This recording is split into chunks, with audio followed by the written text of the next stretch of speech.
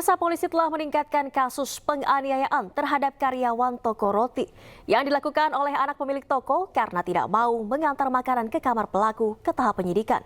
Gelar perkara kasus tersebut sudah dilakukan. Polisi juga telah memeriksa beberapa saksi.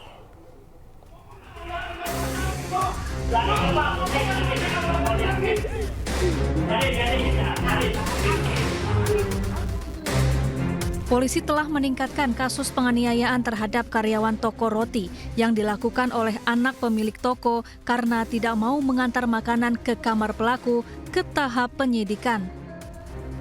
Kapolres Jakarta Timur, Kombes Nikolaus Lilipali menerangkan, gelar perkara kasus dugaan penganiayaan ini telah dilakukan awal bulan November lalu. Namun proses penyidikan membutuhkan waktu pengumpulan 2 alat bukti untuk mengambil langkah hukum dan menahan pelaku.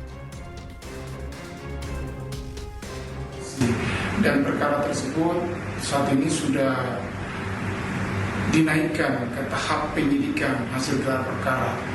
Jadi setelah dinaikkan tahap penyidikan inilah, maka kami akan melakukan langkah-langkah lanjutan, dan apabila alat bukti, minimal 2 alat bukti sudah terkumpul, maka kami akan melakukan upaya paksa terhadap pelaku itu sendiri.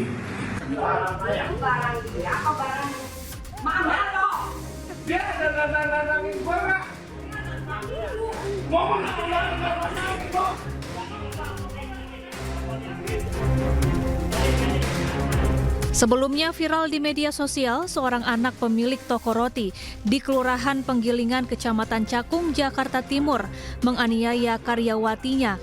Korban dilempar kursi dan mesin pembayaran non-tunai karena menolak mengantar makanan ke kamar pribadi pelaku.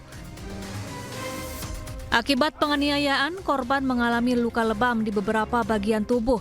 Aksi penganiayaan direkam teman sesama karyawan. Dari Jakarta, Rio Manik, iNews melaporkan. Kita ke kasus lainnya, pemirsa. Sopir penganiaya dokter koas di Palembang, Sumatera Selatan ditetapkan sebagai tersangka. Polisi menyebut motif pelaku menganiaya korban karena kesal dengan perilaku korban yang dianggap tidak sopan kepada majikannya.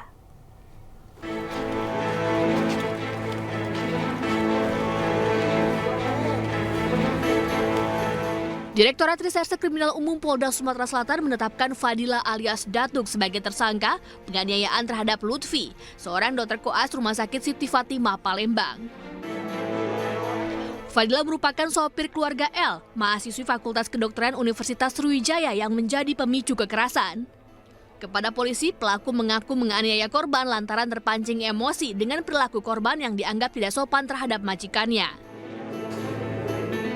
Motifnya adalah karena pelaku kesal melihat korban seperti tidak respon terhadap ibu teman korban yang bernama, saya inisial, Ibu SM. Ya, ini ibu dari teman korban yang bernama LD. Sehingga pelaku emosi dan langsung melakukan penganiayaan. Saya meminta maaf kepada korban Lutfi dan keluarganya karena saya telah melakukan penganiayaan kepadanya.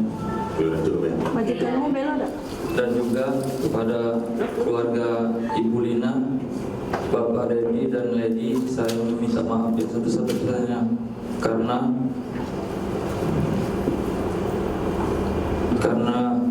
masalah ini mereka terkena imbasnya dari perbuatan saya, Pak. Tersangka dijerat dengan pasal 351 ayat 2 KUHP dengan ancaman pidana 5 tahun penjara.